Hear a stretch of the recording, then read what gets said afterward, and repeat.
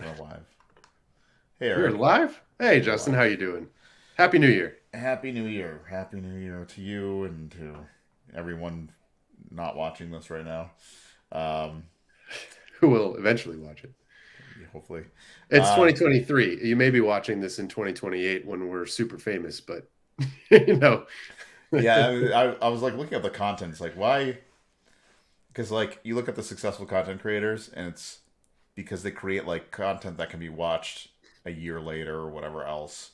yeah, And it's only when they have, like, a following do they create, like, sort of like a live sort of, piece where they already have a following, an audience that follows them. Whereas this is like topical and works only as a news program, right. which does not work to our benefit. No, especially since we're not short. Like Yeah. we're not a focused information the end. No, I mean we'd be better off creating like very specific content, like retrospectives or whatever on I don't know a game. Well, Uh, so yeah. what do we do though? Well, we are two industry veterans that spend like an hour and a half talking about the latest game industry news. We try to give it an insightful perspective that leans on our decades of experience within the game industry. Yeah, Um, Sometimes, uh, well, questionably, I guess, to success. Um, what we don't do is we don't like dwell on rumors, which a lot of the other like live podcast style content that I watch on YouTube has like people who are not from the game industry speculating wildly and inserting their own biases about companies that they like, which is not that fun. yeah. It's the news that if we do cover rumors, it's usually to say what, to analyze the rumor as to see from an industry perspective how realistic is this? Right. What are the factors that would go into assuming that it's real and it's true? What would be the factors that would affect how it Yeah. plays out or whatever? Generally, the topics we pick are focused on the industry itself rather than specific games or specific creators. Though we do, of course, touch on those when they're relevant to the ongoing topics or conversations in the overall gaming sort of zeitgeist. Yeah. For example, we discussed the Switch Pro rumors and how likely they were. And actually, there was more news on that There was. this past week because I Yep. think some guys from like one of my favorite video or game analysis groups, Digital Foundry, had said that within their industry context that there were people who had been working with some sort of Switch Pro hardware at some point in time, but those efforts look to be largely ditched by Nintendo, probably as a result of Sudden success during the COVID. not just well, I'd actually probably argue it's the opposite of the success, that the supply strain constraints that probably looked Oh, at the pricing that would have made sense for a product like that would not have made financial sense to them. They probably said, we don't need to do this, especially given the success that you're just discussing. yeah, that does make sense. Yeah, so like on a Um, two-sided thing, like, well, we're selling record numbers of Switches, plus it's now a bad environment to try to release hardware. So, yeah, although they and still on it, released the OLED version like a year right. I later. mean, on it. Well, that's a lot of screen tech, which has its own manufacturing issues, but Yeah.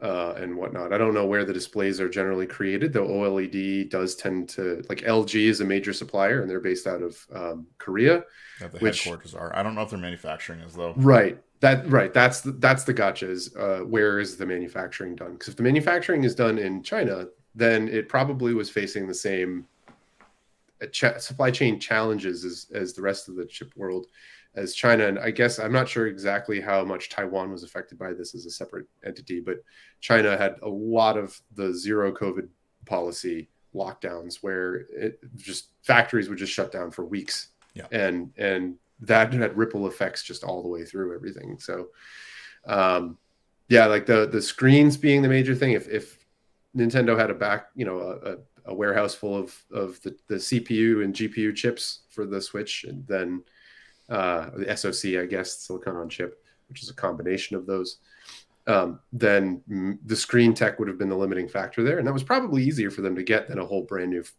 Not only that, it just wasn't chip. like a particularly difficult to manufacture or produce OLED screen. Like, it'd been one thing if it was like Sony putting in their high density OLEDs in the PS2 or PSVR 2s, Right. but in the Nintendo OLED, it's I think it's like an LG screen that 1280, like 720 or something like that. It's similar to the OLED screens that we see in I think it's even mobile lower devices. resolution though. I think it's a 720 yeah. display opposed to a 1080. I think that's correct because the 1080p stuff happens when you connect it to a TV. Right. So I mean, it's lower density, which means it's even easier to produce than mobile devices, and certainly billions of devices are still being produced. So so it's easy to call for them. But I mean, that's the sort of rumors that we do comment on, which is like something that I guess picks up the zeitgeist of the gaming community at large, and it's just like, well, how viable are these rumors? Because some rumors get picked up and people go nuts with them, and you're just like, this doesn't make any sense. And then a lot of it turns out to be exactly that.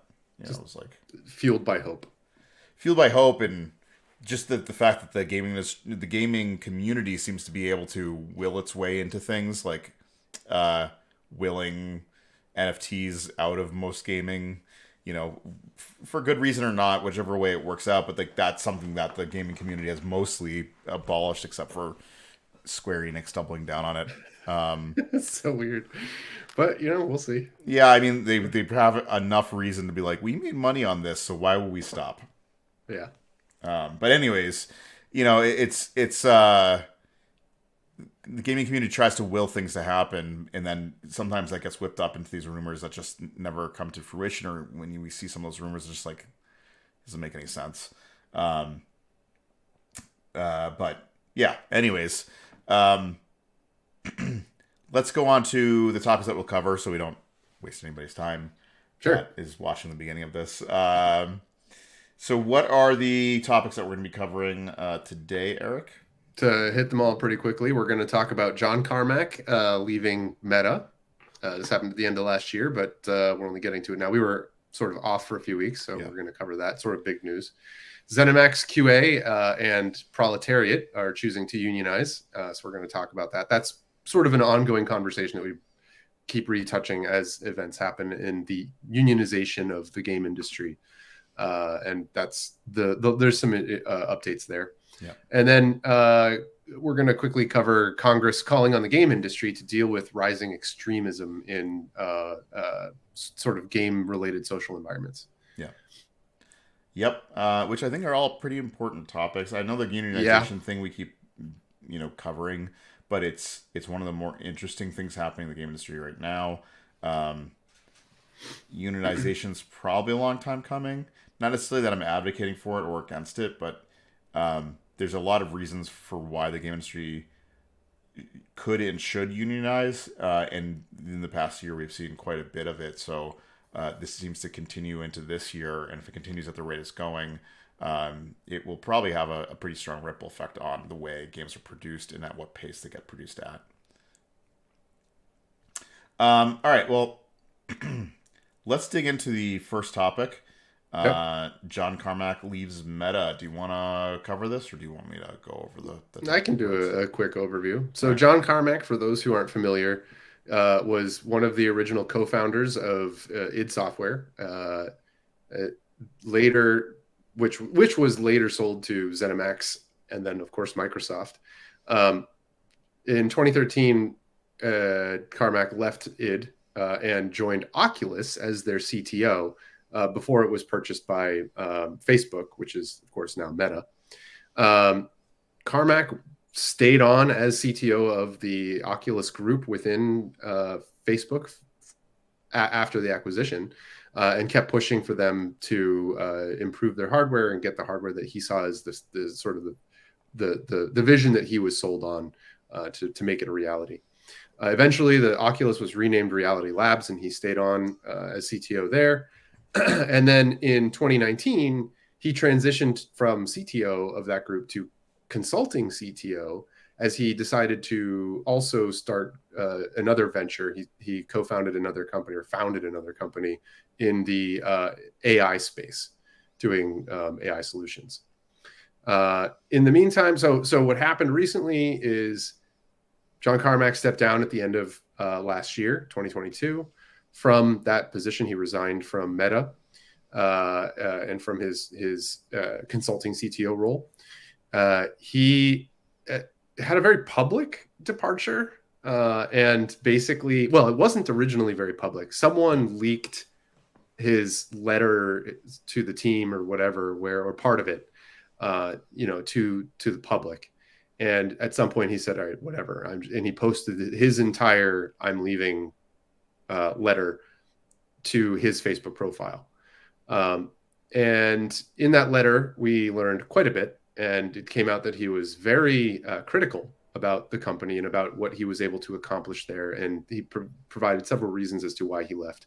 The majority of it tended to be focused on the efficiency of the company, and that he felt as though he was fighting inefficiency everywhere, and that the inefficiency was upsetting him in a way that was similar to the way he would feel if he saw that a GPU was running at 5% utilization, which, if you know John Carmack's background, he's a huge programming, like a huge personality in the coding space and programming engineering, particularly in games. Was the original person to program the first-person shooter game, Wolfenstein, and eventually Doom, and developed a whole bunch of graphics-related stuff to make those things work. Anyway, so for him to say something like the GPU's not being used, that's just wasted time and energy, and that's an inefficiency that he feels in his core. And this is something that he was expressing about the company. He suggested that it was indeed partially his fault in the case that he was not pushing harder or hard enough on where it needed to be in order to help usher in that future. But that's he did suggest that he's not sure if moving to, apparently he was remote, so moving to Menlo Park, where Meta is based, would have actually changed anything. He's at this point switching to focus on his AI startup, which has raised about $20 million so far in capital from Sequoia, which is a big name in the venture capital investment space. Specific tech as well. Yeah. Yeah. So, what kind of effect do you think this will have on Meta's initiatives in forging the metaverse? I mean, it certainly doesn't look well for Meta. Like, Meta already is on a back foot right now. Not just because of the amount they invested into Meta and how much is paid out, which it is paying out for them. It's not paying their costs. But Meta has to be all in on their metaverse initiatives, mostly because their primary money-making product is seeing stagnation in the amount of users. Like, they just can't get more users at this point in time. There's more scrutiny from regulators about whether, a company like Facebook could buy like the next social media platform. Not that they really stand a chance to buy something like TikTok, but and then on top of that, their advertising revenue, which is where all their money comes in from mostly, is also being heavily regulated now. It's being dented by the way Apple's handling whether or not browser-based or app-based applications can take data from you. And then on top of that, I think a lot of marketing and advertising companies have found that the amount of money they have to invest into having a successful campaign in social media is just not paying back the dividends that they'd expect. And so this all is pulling back money from Facebook, and they, lately they've seen like a huge change in their revenues, their revenue reporting, and they've also, I think, recently cut like 12,000 employees. That was a big number. I don't remember. Yes, they had a huge layoff as a result of it. So, for Meta, they have to kind of invest in this space. This is their next place where they could probably see customer growth, and they're struggling to figure out exactly how it is they're going to make money and be in a high growth area within this space in the first place. And part of that initiative was having Carmack and Oculus and all these products be that having someone like John Carmack leave in a CTO position, leave the CTO position, and not only that, do it critically of Facebook, not just on that letter, but also when they had the developer, I can't remember what it's called. He did a large presentation, and he was still fairly critical of Facebook and of the VR technology and what Facebook was doing. So I would imagine that his criticisms extend well beyond that letter. Yeah, it was he did during, I can't remember what the name of the event was. Facebook did or Oculus did or the Reality Labs had a big event at the developer event. Yeah, I think it was near the end of 2022, in like October, November timeframe. Yeah, it's when they announced the Oculus Pro, right? The like $1,200 headset that is like functionally the same hardware, at least the processing side of things. Minor improvements over the Oculus 2. Yeah. It's more robust tracking and like a slight it's slight hardware or not what I'm saying, a frequency bump on the hardware chipset, not a different chipset, but the same chipset, given more breathing room because they could give it more airflow, basically. Yeah. Also, I should say, I said Oculus 2, it's the Quest 2, Meta Quest 2. Yes. For the headset, and the Quest Pro was announced. Yeah, and so like those are, decent upgrades in hardware, but is it worth $1,200 price tag? That's the question that a lot of people struggle with. Well, it also points to like a different strategy that Facebook is taking. Yeah, business focus. To the Quest 2. Yeah, they're looking at business customers instead of consumers, which, John Carmack's whole vision going into this is part of what he said in his letter, was that his drive and the thing that pushed him and that he really wanted to see, and he says that they came close to with the Quest 2, was a device that every person could afford, and that would give them near 4K or 4K equivalent resolution, so high resolution, optional to connect to a PC, but you could stream, play wirelessly, light enough that you could just use and enjoy for hours, and provided a really excellent consumer experience for a consumer-oriented price. Right. The inability of them to achieve those goals was some of the inefficiencies that he cites as being the reasons that he left. In particular, there were things one of the things that he stated was, for certain, I don't remember the exact language, but there were for certain, issues or topics that he would push on, he would struggle because there would be a year or two of debate or research and development later would come back and swing back the way that he had suggested from the get-go.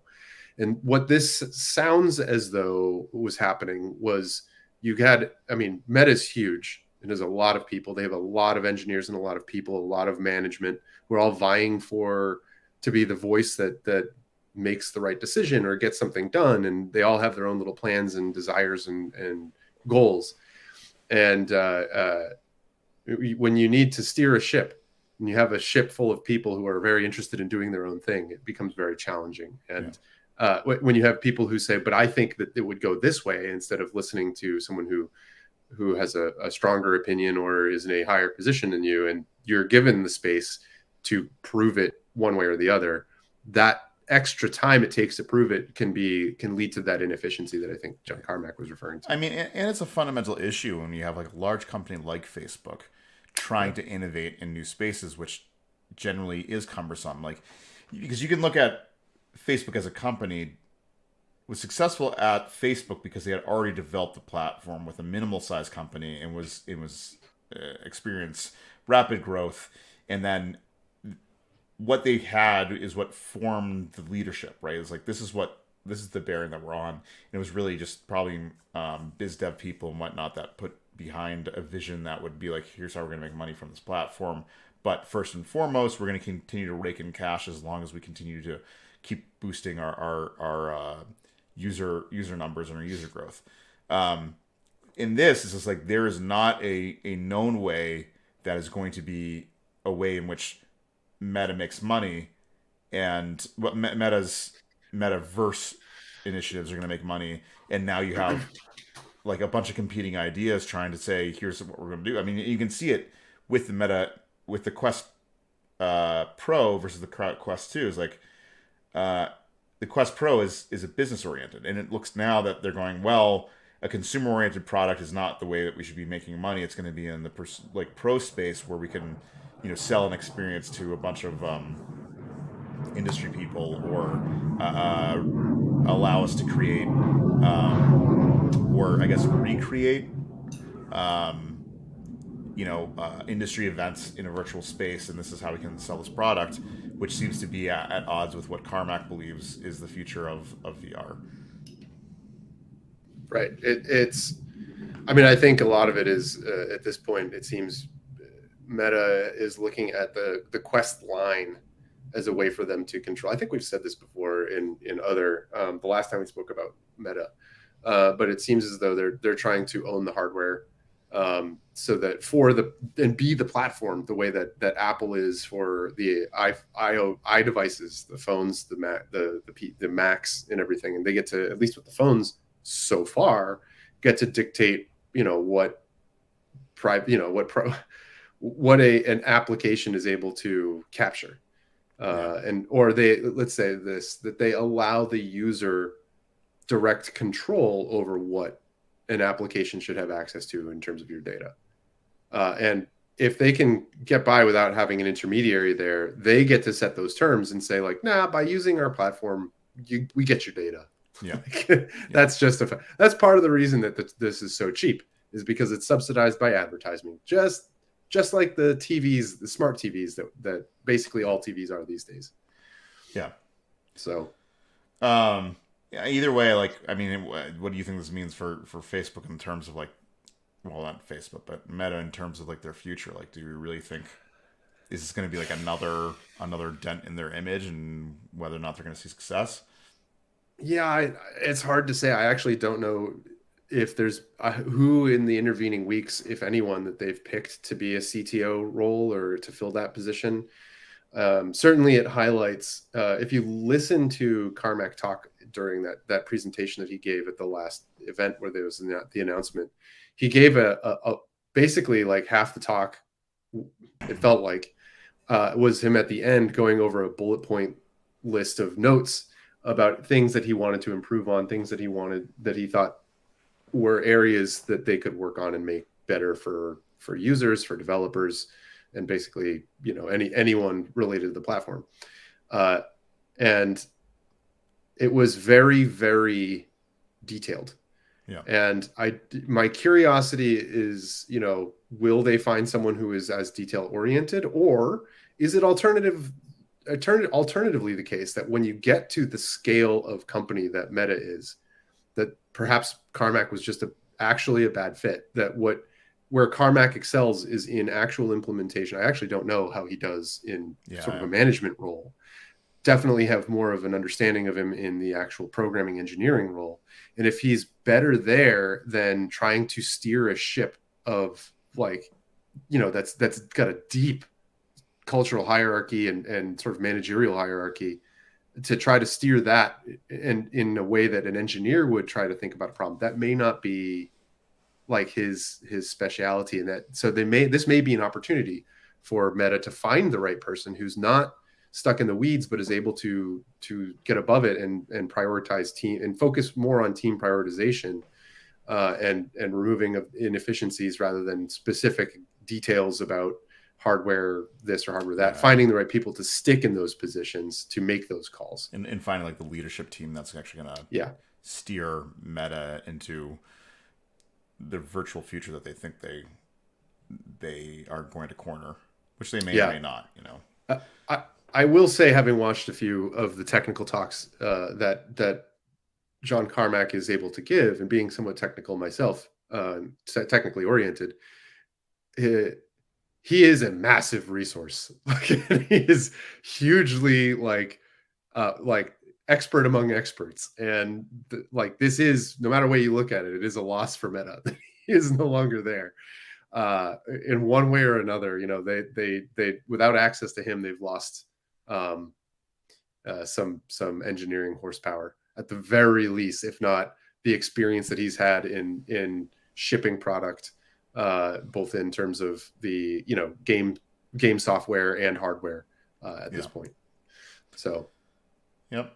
Do you think his position was understandable in this? Like I mean, in the sense that, like, I guess more of the point that you are, where it just doesn't seem like it's like a culture fit anymore for someone like him. It probably never was, if we're honest.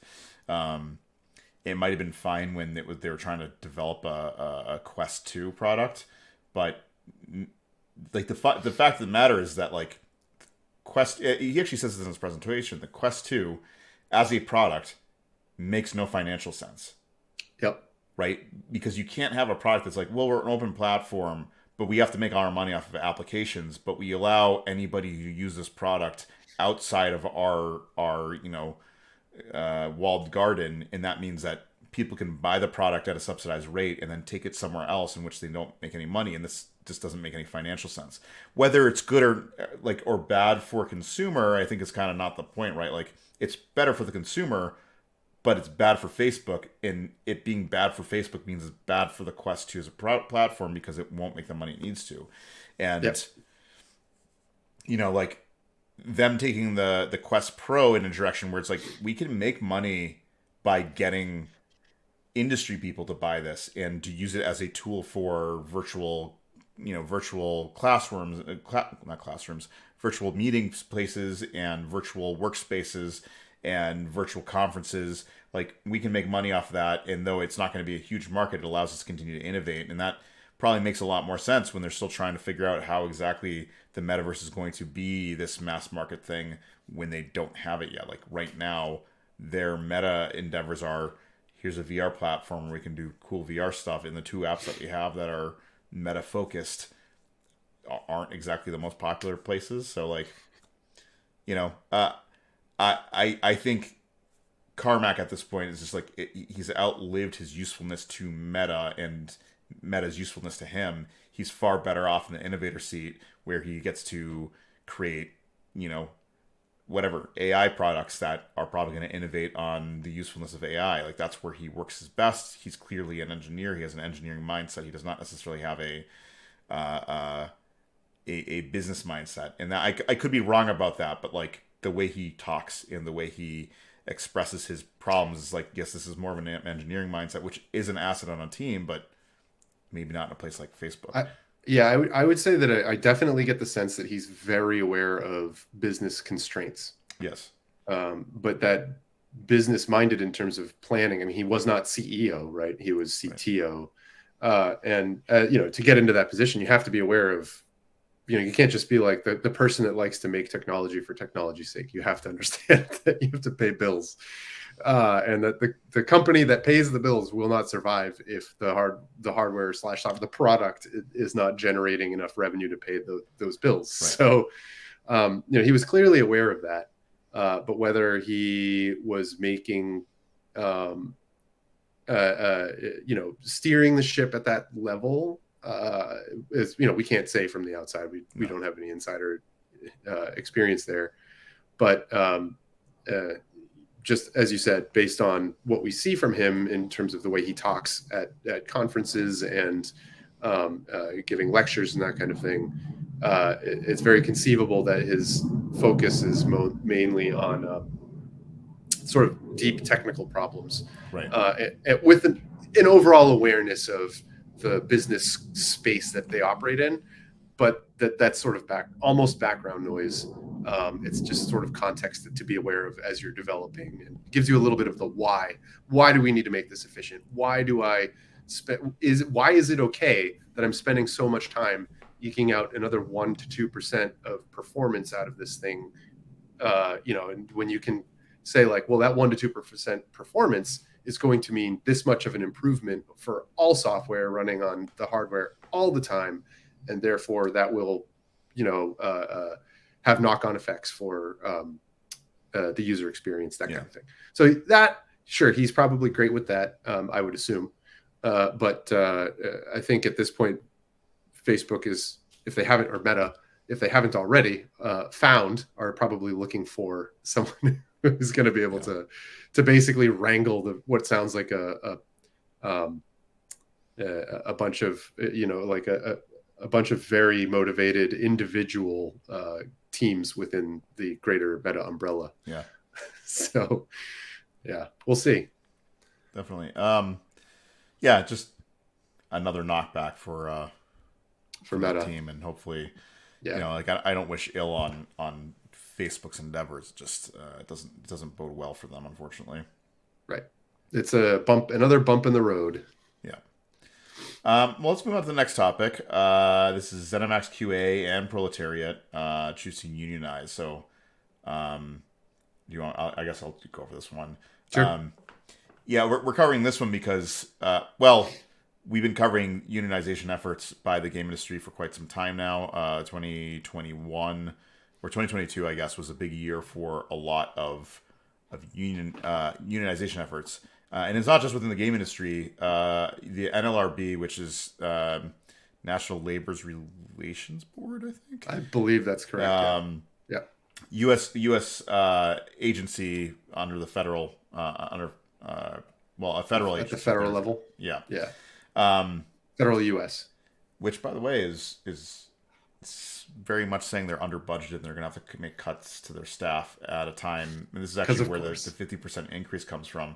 Since 2021, they've seen a 50% increases in unionization efforts in unions being built, which the NLRB oversees. They're now under budgeted, and they have to make cutbacks when a time when they're most busy. It doesn't bode well given the Congress's structure right now going into 2023 and beyond. But that's where we get our number that we saw a 50% increase. We know this is true for the game industry, where we saw Activision's Ravensoft and Activision or Blizzard Albany unionized. There was another unionization effort that was outside of Activision that also happened. And then just before the end of the year, actually in the last time we had our Sonic Boom Live, we had talked about ZeniMax QA team stating that they're going to be making a push to unionize. Announcing it. Yeah. And basically that initial announcement was like, here's our union group. This is what we're going to call it. They announced that they were going to be working with the Communication Workers Alliance of America or whatever it is. But it's one of the old unions that exist, and they've been helping a lot of these unions try to form under these game companies. And it probably is the most well-equipped to do it, given where they sit in the industry and what kind of unions they've dealt with before. They also have the means to help out these companies, help out these unions, create unions. So that was announced, I think just the beginning of December, at the end of November.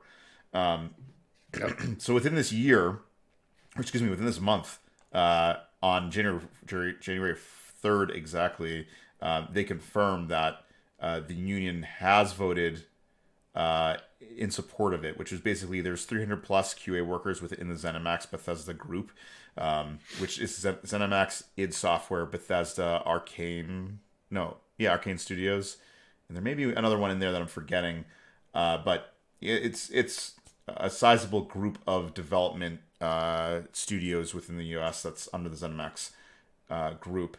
300 QA workers from there. It was announced that they voted in a supermajority to unionize, which at this point it's just a matter of whether or not ZeniMax will, well, not just ZeniMax, but Microsoft as well, since Microsoft had purchased ZeniMax a year ago or 2 years ago. Whether they acknowledge it. Microsoft, in their capacity, is remaining neutral on it. They had said that after buying ZeniMax and Activision that they would remain neutral, and that they would support the unionization efforts of the game development teams and QA teams. So we discussed that on the last Sonic Boom Live. We don't really need to hit it more or like talk about it much more. It's just now it's confirmed, it's happened, and a supermajority of their QA testers are like, we're unionizing. It doesn't include the development teams. Like engineers, designers, etc. It's specifically within the QA teams themselves, which is why the next bit is interesting. The game development team, Proletariat, which is a Boston-based team. We know people who work there. They made the game Spellbreak, which is basically wizards fighting each other. Yeah, fighting each other. Spells. Yep. On Steam. On Steam. But they are now opting to form the Proletariat Workers Alliance. What's interesting about this is that what day was it? In July, Activision Blizzard opted to buy them. Yep, July 2022. So last year. Yeah.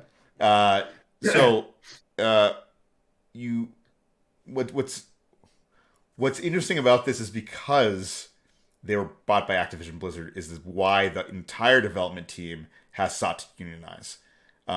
So this is going to be a first in which it's not just a QA group, it's the full development team that's like, hey, now that we're part of Activision Blizzard, we see a need for us to unionize to protect our rights and to protect our culture. And they actually explicitly say that the motion to unionize is because they need to protect the culture, the people who are marginalized within their team, having protections, maintaining the culture by means of having their time off, paid time off, those sort of things that may have gone under corporate rules, which would have might have taken things away from that.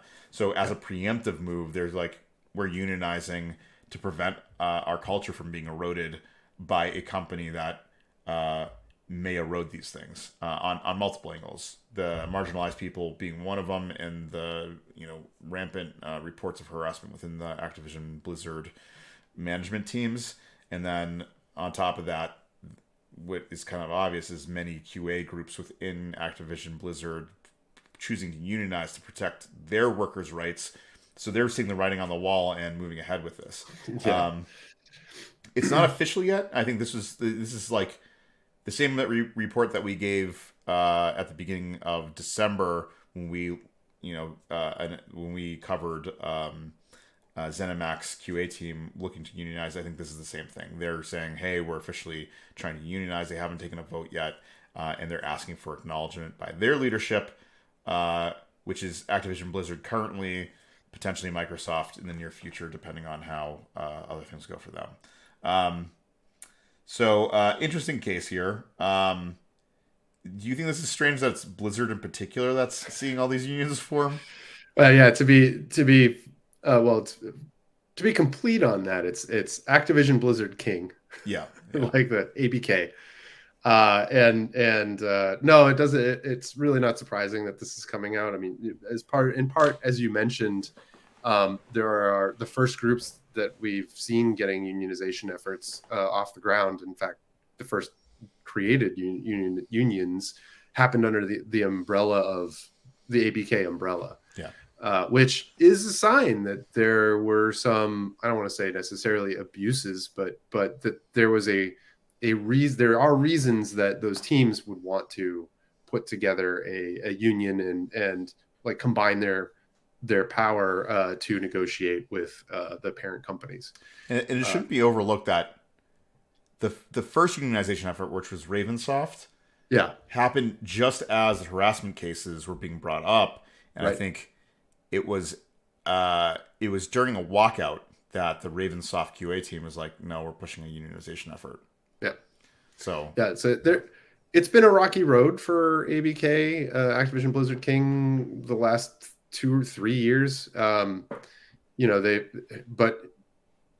a lot of that is due to just what is apparently airing of sort of like, it's sort of like dark patterns in UI, but just dark experiences. I don't really know a good way to put that, but unfortunate actions or decisions made by people in power and within the company, it sounds. As part of this, I will say that the question of unionization in the games industry has been around for at least a decade. Yeah. It just hadn't really had there hadn't been the impetus to make it happen.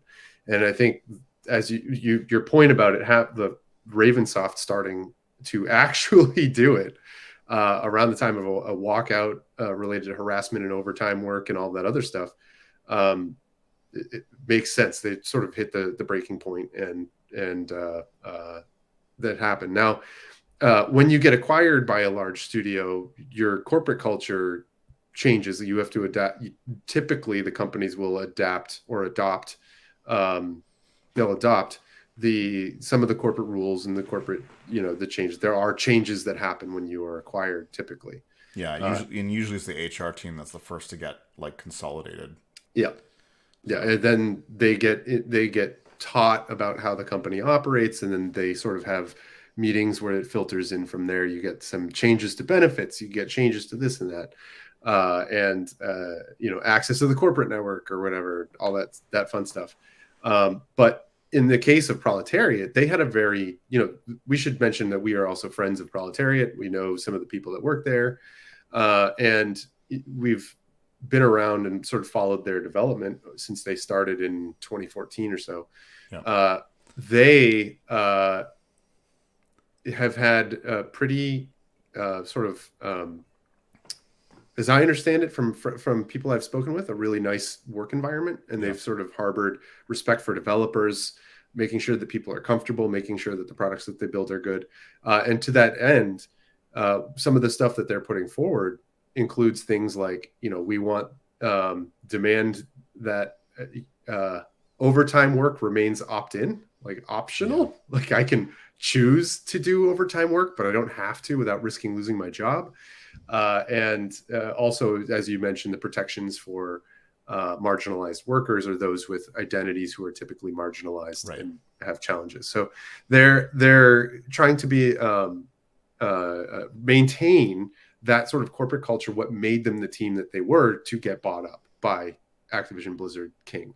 And I should add too that like their statement about marginalized workers, I think, speaks directly to the harassment cases that Blizzard's been dealing with, in which people who are marginalized have experienced issues with Activision's management, at least allegedly, and as a result of that, I feel like this is why they're calling it out. Is basically like, they're a Boston-based studio. I'd say Boston's pretty progressive in the terms of the way people think there, and as a result, are pretty open. Maybe a bit further than other parts of the country might be. I'm not gonna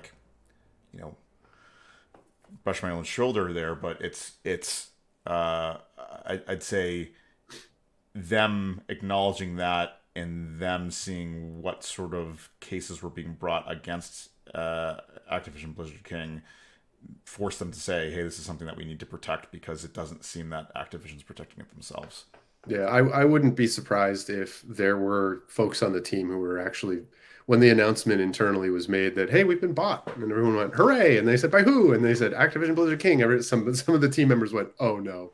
Yeah. Because they, it's the news coming out about the pretty rampant, based on the number of accounts that have come out about it, sort of harassment suits, is definitely an area of concern. And this could be their sort of proactive take on, hey, what if we just made sure that we form a union, and therefore we have bargaining power and can basically say, what's going on here, or have a voice at the table.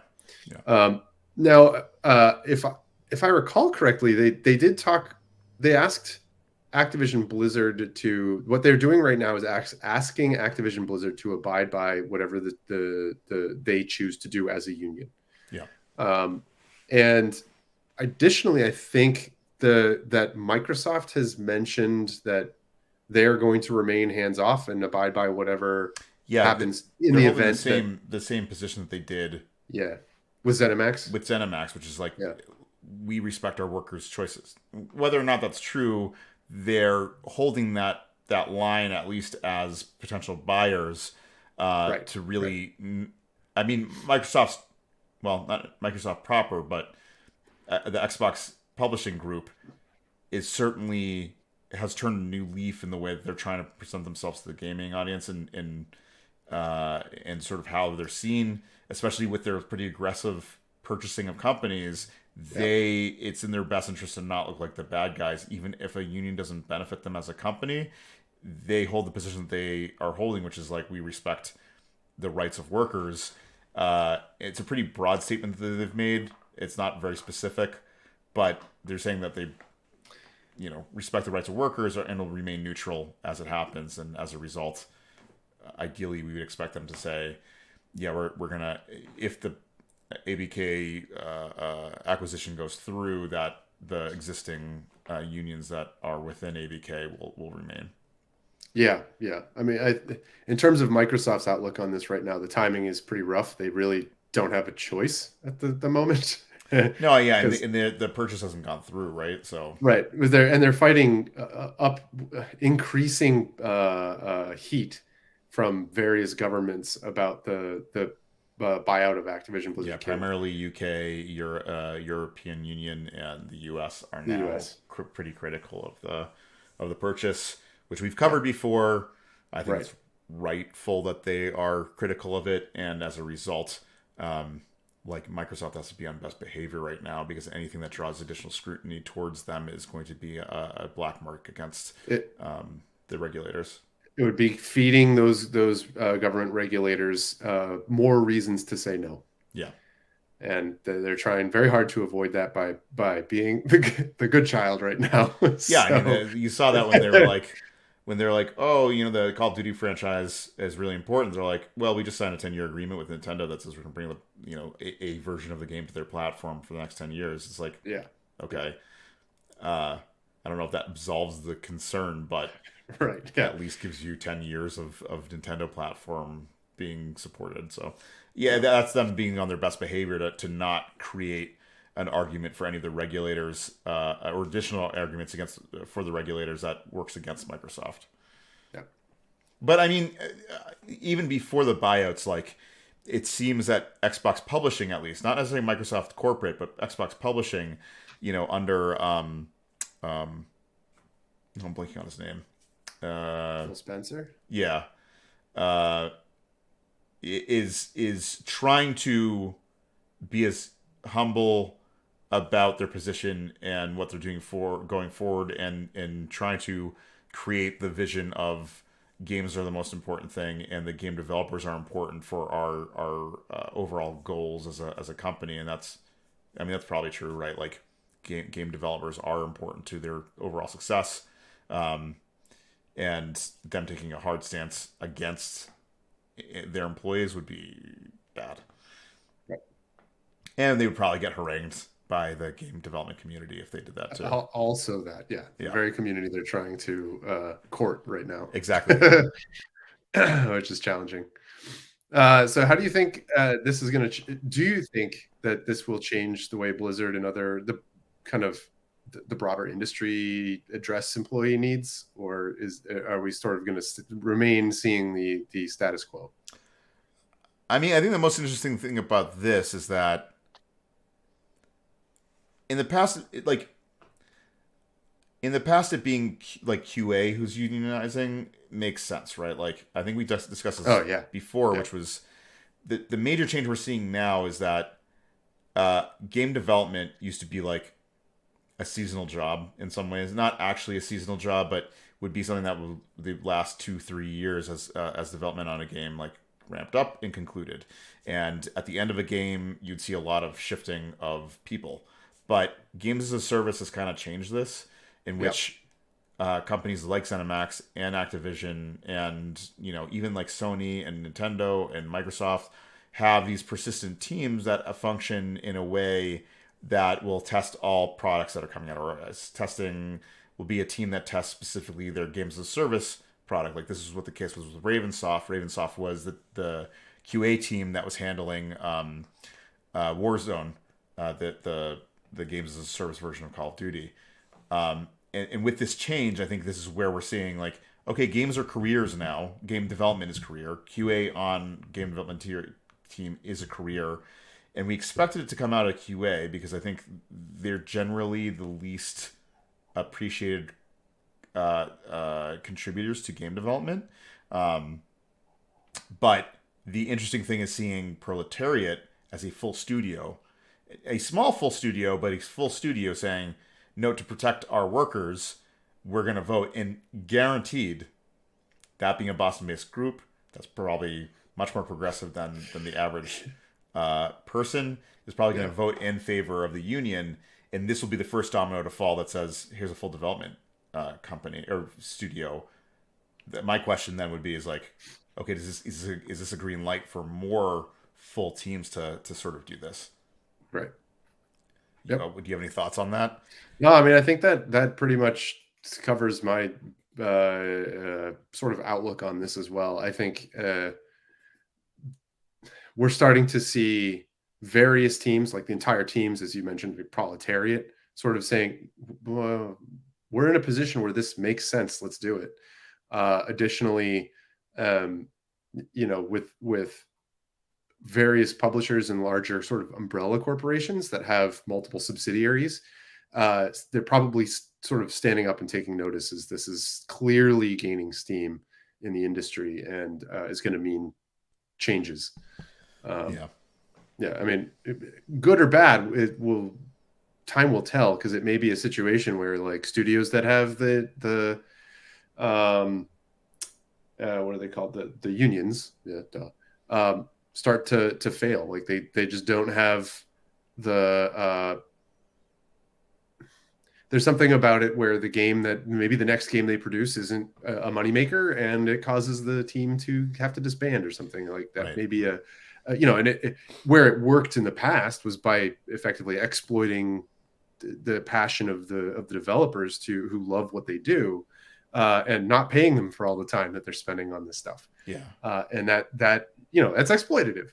And yeah, sometimes you get great games out of it, and sometimes you might get one great game out of it, and then you try to keep reproducing that, and you can't because you burned out your team in that first time. Like this is a thing that the games industry has been grappling with for a couple decades now, and we will see what happens. I suspect we're going to see either a rise in game prices or changes to the types of monetization that occur in the games. Additionally, one other thing we might see, if I'm being sort of less pessimistic about this, is just better games, like more entertaining, better games, because the workers won't be burned out all the time. They'll have the time and space and the money that will keep them happy and producing well. And do everything that they'll be living the dream, getting to make games, getting compensated for it, and loving what they do. And hopefully that will translate into better entertainment for the rest of us. Yeah. The only thing I'd add to this is that this sort of move, which is going to cost game development, the development process can cost more when workers can demand more from their employers. And I'm not saying this is a bad thing, but what will likely happen is it's going to continue to grow this divide that we've been seeing in the game industry, which is like small studios can be independent and make their own games. And for major publishers, it's now high risk, high reward. There's no place for them to be making small games that are going to be like valuable for them to allocate the staff for it. So what you see are these high risk, high reward games where it's going to cost them, $150 million to $300 million to develop a game. But if it's successful, they market it correctly, a game like that can then, turn around and make them, $500 million in revenue, or in in net revenues. This will drive kind of like the more developers to the indie space, and then you'll have like the long time, career path, which is like, and you might see like the jump over too, but like the long term career path in like a proper publisher versus the path of like, I can be highly creative, but it's high risk. That's another high risk space. And if I want to be in like the stable space, I go to the game publishers where I can have a stable job and get lots of benefits. But it means I'm going to take, it's going to take 4 or 5 years for me to develop a single title, and the success of it is going to be very, very important. But that's the only sort of like outcome I see is like the further gulf between like indie and in triple A, quadruple A, whatever they're calling it now, titles that come from big publishers. Yeah, I mean that gulf has been there, and It's been widening. It's been widening for the yeah, past like 10, 15 years. So to an extent, so has the gulf between the, like, especially at the big publishers like Activision, Blizzard, King, where you have the upper management making like huge sums of money. yeah, Like that's the thing I didn't mention when I was talking about we're going to potentially see a situation where games get bad and those teams get shut down or jettisoned. That's not going to be because Activision, Blizzard, King, or whatever isn't making enough money. It's going to be because they're not making as much money as they had before necessarily. And instead of redistributing, like, oh, okay, we'll continue to pay the people who make the good games.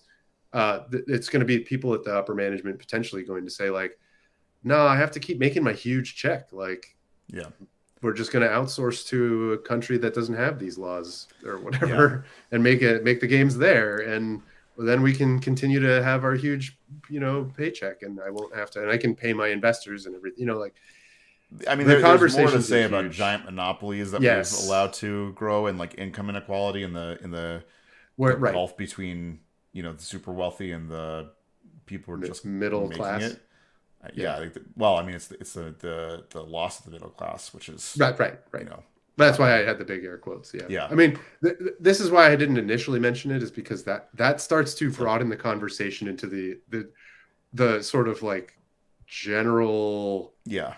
It's a can of worms too that like, I don't know if everybody's on board for listening to. So we're going outside of the games industry, like full economy now. So like we'll step away from that and get onto the next item in the list, the news, the last news item of the day. Justin, do you want to? But also political, right? Yeah, actually, very much so. Yeah. Yeah. Well, this topic is Congress is calling on the game industry to deal with rising extremism. Eric, do you want to recap this? Sure. So in a bit of some news that like we at least missed, Axios has leaked a letter that was penned by the Democratic congressman, some Democratic congressman, and was sent to major publishers including Sony, Microsoft, Activision, EA, Tencent, and Valve. So like the big platform and the big players in the gaming space. The game industry. Yeah. I mean, Nintendo was not mentioned. It's possible that Nintendo was already sent there. However, Nintendo is not as much in this space, simply due to the fact that their networking and social features in their online space is less feature complete. Yeah, it's much more restricted. It's way more restricted. Yeah, they're very much more sort of child friendly and kids first oriented. So this letter that was sent out asks publishers to outline the ways that players can report harassment, how the companies handle those reports, and how companies identify hate speech and content, particularly white supremacist stuff. And that rise of extremism that we mentioned at the top is about the white supremacy in particular. Yeah. So this comes as from a report by the ADL, which is the Anti-Defamation Defamation League, that saw a 6% increase in adults and teens reporting experiencing harassment from 2021 to 2022. That is 77% of adults and 66% of teens have reported experiencing harassing content. Additionally, 60% of kids between age 10 and 12 have also reported harassment.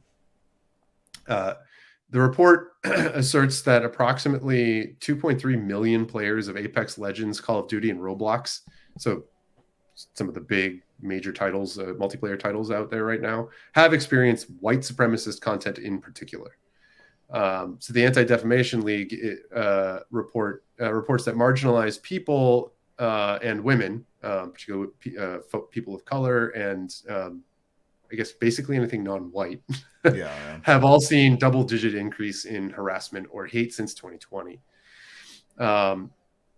Effectively, Congress, with this letter, is recognizing their role in regulating companies when a problem appears to be a growing one. and that is something they're effectively saying, hey, what are you like? Are you aware of this? And B, what are you doing to counteract it and to stop it? What are you doing to? How are you making people aware of how they can combat it? How they can raise an issue to you as the platform holder, and have some way to deal with the problem.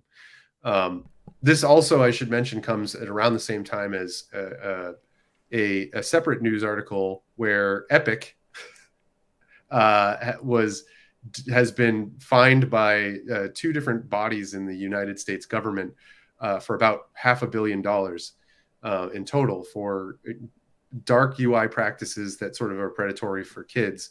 And one of the reasons that they were being fined was by leaving on the reason that this whole $500 million fine plays into this conversation is because that one of the violations that Epic suffered was against the COPPA Act, the children. I can't remember what it stands for, but it's basically a Privacy Protection Act for children in the United States, the COPPA.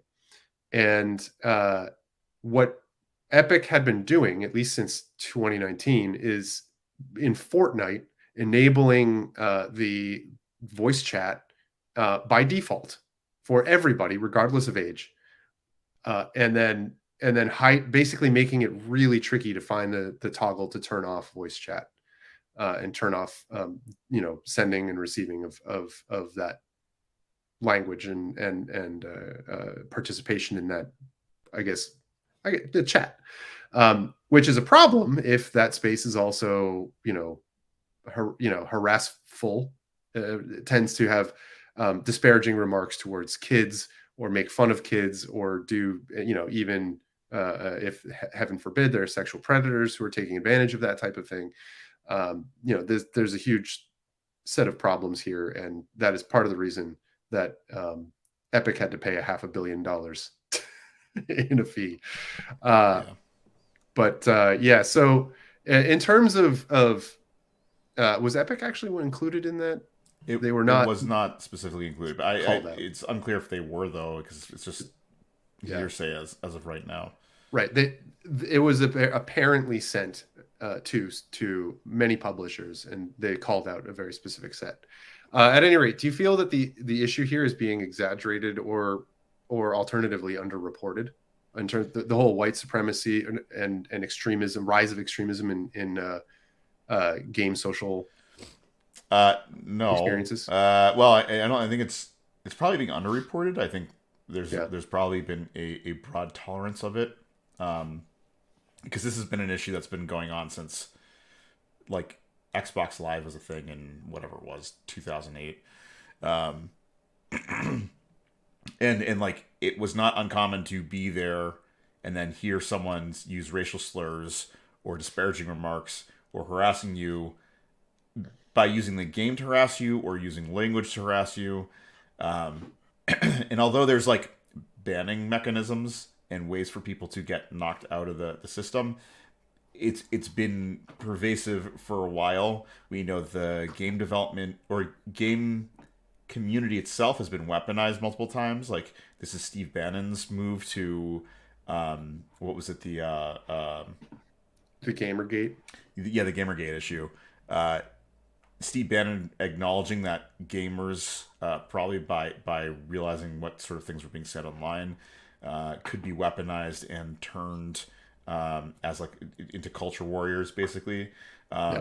And so not only has it been pervasive for a very long time, just there's not a whole lot in changes of mechanisms to deal with this.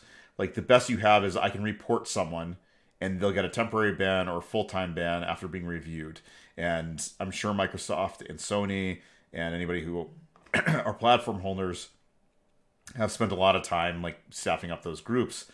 The fact of the matter is that reports today, not just from the ADL, but there's another report which was games being used by white supremacists to turn kids into white supremacists, right? This is like a known report. A recruitment. Go ahead. Yeah, recruitment. Yeah, like as a recruitment tool. Yeah. which is it's horrific that you're like, okay, here's a community that I love. Well, not necessarily the community, but a hobby that I love and Right. that I care about, and I care about the developers and the people who make the games, and then you have a community which has found or white supremacists and people who use hate speech has found a community within the game players, the game I guess gamer community, and it's allowed to flourish there, and flourish is obvious because the numbers that they're reporting is like that's disgusting. Like 77% of adults have been harassed online in these things that we all go to and play games in, and like the 60% of kids 10 to 12 years old are also experiencing it. Like that's bad. That's not just a we are this is a problem that we have that we're shocked about. This is a problem that has not been dealt with and has allowed to grow to this rate. And if I'm aware that it's been something that's been happening since 2008, you can bet that everybody else who runs the platforms are aware of it. It's just no one's really pushed them to take a stronger action against cracking down on it, banning people based off of IP address, like doing pretty broad strokes banning of people to keep white supremacists and whatnot off the platform. Yeah, it's and we should say that like while perhaps Justin and I grew up in a time where graduated high school in 2001, which was around the time of games like the original, oh boy, what was it? Not the Half-Life mod that became a big Counter-Strike, right? Yeah. It had a big Counter-Strike. It didn't have built-in audio chat, but it had built-in text chat, and so did things like Warcraft 3 and Dota. And you wouldn't have the voice chat unless you happen to have like Ventrilo or TeamSpeak, and you happen to be on the same server, which now that's modern day Discord. But what happened at the time, you'd still get harassment. It would just come through chat. Yeah. There was a little chat window in the bottom. There still may be in some games, but like there's a little chat window in the bottom left corner, and you just see vitriol, all sorts of awful coming through that from typically the losing team, or in some cases the winning team when they were just trying to denigrate you and push, get their jollies off by punching you when you were down or whatever. It's been going on for a long time. It's just now far more rampant because with platforms these days where it's like voice chat is an obvious, it's like a default option now. Right. It's so cheap and easy to implement that it's everywhere. Yeah. So you just have, it's so easy, and unless you specifically turn it off, it's usually automatic.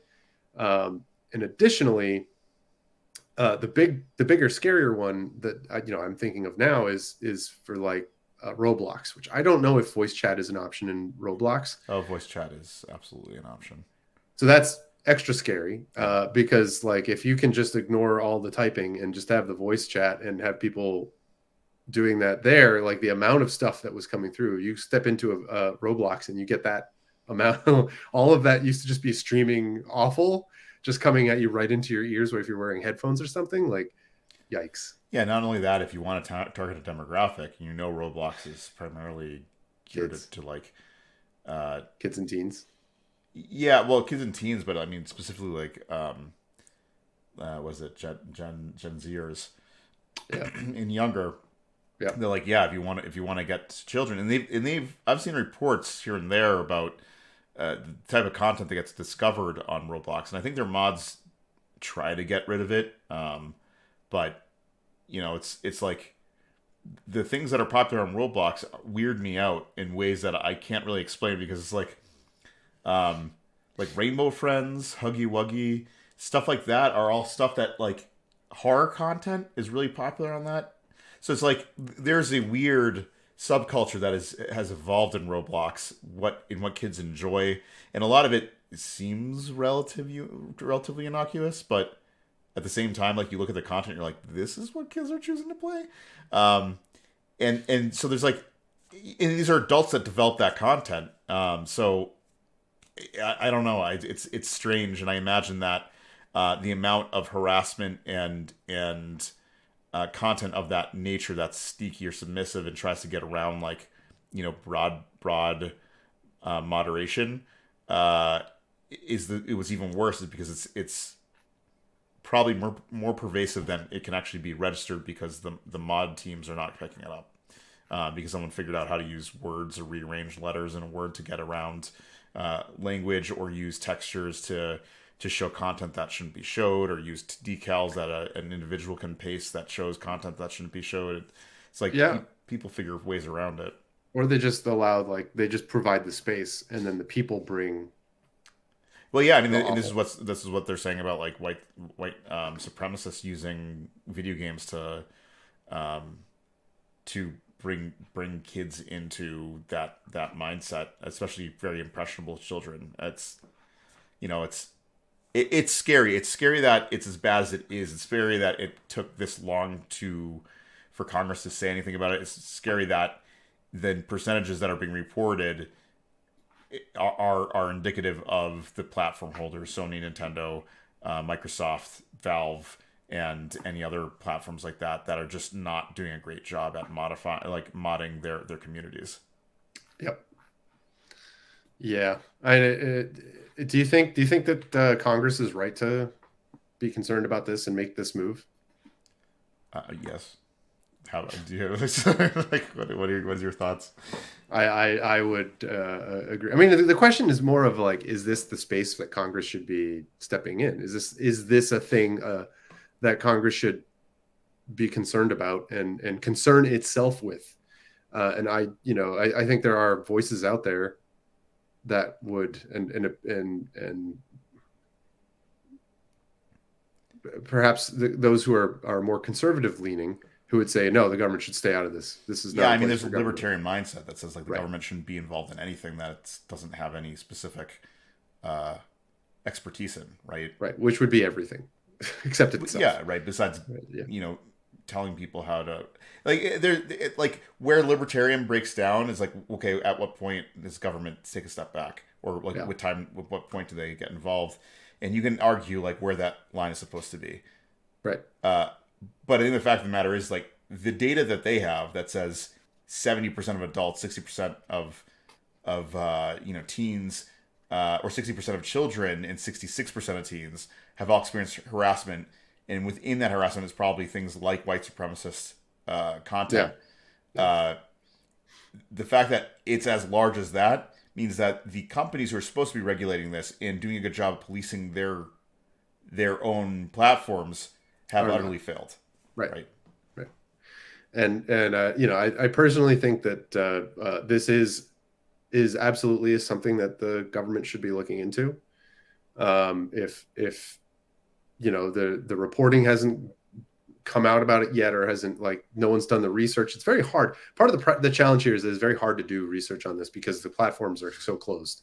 Yeah. The businesses maintain them and do it, so you have to do basically secondhand reporting, and people reaching out not to the companies but to some third party that says like, hey, or someone does a survey or something. So someone, Axios in this case, has reporting on data that has been collected in that way to get that information. And the fact that this came to light and the government was made aware of it, the fact that they're responding by saying, hey, we need to figure out what's going on here, that should be happening. Like, Right.